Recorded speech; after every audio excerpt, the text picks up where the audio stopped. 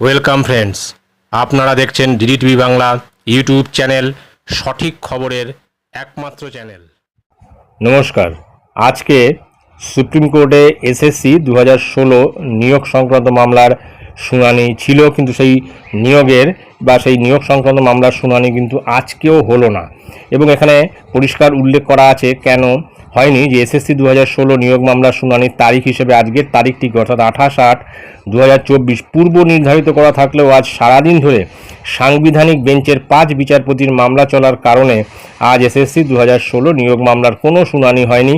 এই মামলার শুনানি সম্ভবত সেপ্টেম্বর মাসের শেষ সপ্তাহে হতে পারে, অর্থাৎ সেপ্টেম্বর মাসের শেষ সপ্তাহে হবেই এমনটা কিন্তু কেউ আশা করছে না, বা কেউ এখন বিষয়টা সেরকমভাবে দেখছেও না যে সেপ্টেম্বর মাসে হতে পারে। এখন হতে পারে কথাটাই থাকবে, কেননা কোনো ডেট এখন যেহেতু ফিক্সড হয়নি। তবে আবার কোথাও কেউ বলছে যে 2016 যে এসএলএসটি যে মামলার যে নিয়োগ সংক্রান্ত যে মামলা সুপ্রিম কোর্টে রয়েছে, সেটা কিন্তু এখন একটা ডেট পেলেই, অর্থাৎ কোনো একটা নির্দিষ্ট ডেটে যদি মামলা শুরু হয় তাহলে কিন্তু সেখানে তার শুনানি হবে। কেননা যে 5 পক্ষর বক্তব্য শোনার পরে এই মামলার রায় ঘোষণা হবে সেরকম শোনা হয়েছিল বা সেরকম নির্ধারিত ছিল। সেই 5 পক্ষের কিন্তু সমস্ত ডকুমেন্টস জমা পড়েছে সুপ্রিম কোর্টে, এবং তাদের বক্তব্য পরিষ্কারও হয়েছে।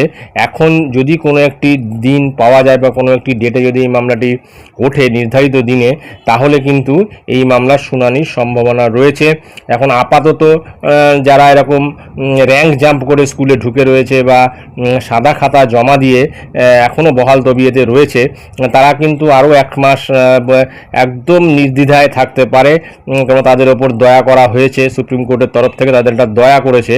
দয়া করার ফলে কিন্তু তারা এখন বহাল তবিয়েতে সেই সমস্ত জায়গায় বা যে সমস্ত স্কুলে ঢুকে রয়েছেন চুরি করে চাকরি নিয়ে, তারা কিন্তু এখন বহাল তবিয়েতে থাকতে পারেন। এখন এই মামলার শুনানি কিন্তু সেপ্টেম্বর মাস পর্যন্ত পিছিয়ে গেছে। এখন তারপরেই কিন্তু সেপ্টেম্বর মাসের শেষ মানেই অক্টোবর মাসের দুর্গাপুজো শুরু হয়ে যাচ্ছে।